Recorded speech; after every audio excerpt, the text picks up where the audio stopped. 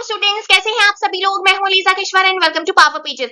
आज के इस पार्ट 18 या कह लीजिए lecture 18 on the subject business organisation, जिसकी हमारी यूनिट 4 चल रही है, हम डिस्कस करने वाले हैं अपना लास्ट टॉपिक ऑफ यूनिट 4 ऑफ बिजनेस ऑर्गेनाइजेशन, जो है रैशनलाइजेशन। इसके बाद यूनिट 4 और इवन बिजनेस ऑर्गेनाइजेशन का subject as per the syllabus released by CCSU Chaudhary Charan Singh university complete माना जाएगा। इसके बाद इंपॉर्टेंट क्वेश्चंस का जो हर यूनिट कवर होने के बाद आता है लेक्चर वीडियो, मैं पब्लिश करती हूँ हर बार, वो तो आएगा ही, बट यहाँ पे आपका सिलेबस बिजनेस ऑर्गेनाइजेशन का कवर होता है। ठीक है, ये लास्ट है और ये 3 और 7.5 मार्क्स में पूछा जाता है। 15 मार्क्स में इतना पूछा नहीं जाता, बट कभी कभार हो सकता है कि 3 मार्क्स या 7.5 मार्क्स में भी ना पूछा जाए, क्योंकि इसका इतना वेटेज होता नहीं है। बट फिर भी मैं ये बोलूंगी कि आपको हर एक ये टर्मिनोलॉजी जो भी यूज होती है आपके सिलेबस में पता होना चाहिए। आप बिल्कुल ब्लैंक ना हो इस नेम के रिगार्डिंग। ठीक है, तो इतना पढ़ के जाइएगा कि अगर 7.5 मार्क्स का आएगा तो आप लिख सकें। ठीक है, चलिए हम देखते हैं रैशनलाइजेशन होता क्या है। पहले मतलब जानते हैं। Rationalisation refers to the process of reorganizing and improving the resources, operations and the processes of a business to increase efficiency, reduce cost and eliminate the waste. It involves using modern technology, standardizing methods and improving the productivity. इसके कुछ की points होते हैं, वो क्या होते हैं? Focus on efficiency and optimisation, rationalisation का एक पर्टिकुलर की पॉइंट है ये। सेकंड की पॉइंट क्या है इसका? Can apply to machines, man power, production method or organizational structure as well, often linked with the modernization and industrial development. ये की पॉइंट्स, मैं की पॉइंट्स इसलिए ऐड करती हूँ ताकि आपको ना याद रहे कि एक्चुअली ये जो रैशनलाइजेशन वर्ड है ये डील किस किस में करता है, किस किस में बेनिफिशियल होता है। आप अगर ये 3 पॉइंट्स को अपने दिमाग में बिठा लेंगे ना, तो आपको ये वाली जो डेफिनेशन है ये बनाने में ज्यादा दिक्कत परेशानी नहीं आएगी एग्जाम में। और मैं ये सजेस्ट करूंगी कि आप ये वाली जो डेफिनेशन है ना, इसे याद करके जाएं। ये बहुत इंपॉर्टेंट है। इसे याद करके जाएंगे और ये की पॉइंट्स लिखेंगे तो you will gain good marks.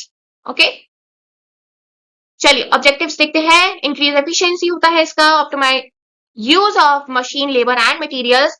Second आता है इसका reduce production cost, eliminate unnecessary steps, wastage and duplications.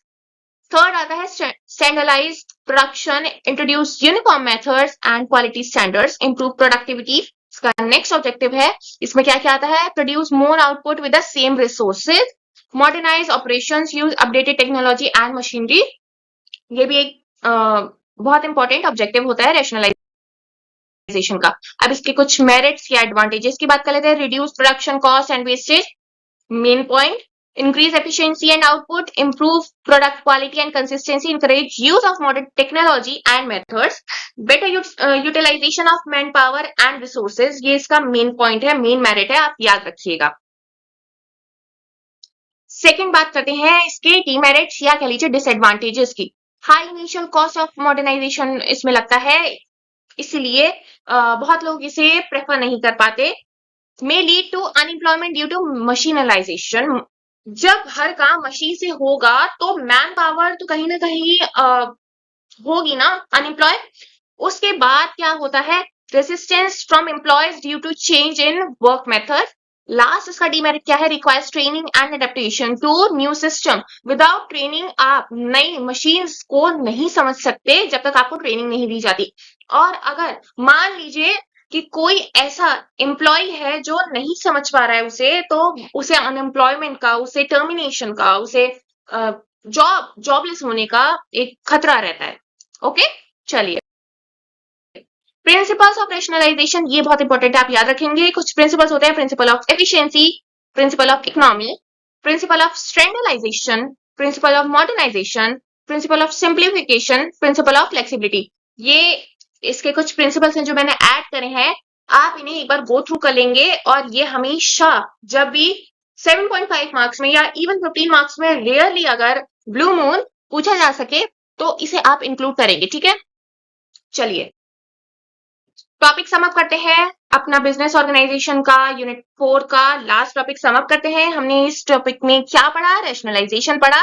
Rationalisation is a systematic process of reorganising resources, methods and operations in a business to improve efficiency, productivity and quality while reducing cost and waste.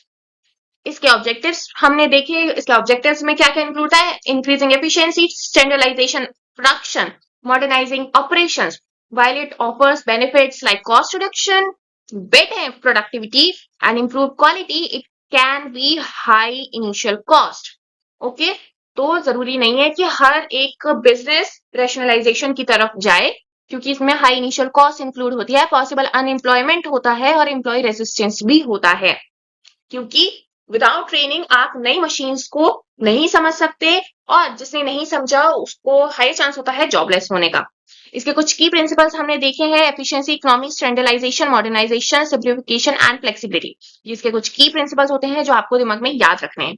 Okay, so that's all in today's lecture video. Thank you, and if you find it useful, please like, share, subscribe this channel. Have a great learning ahead बच्चे। Bye.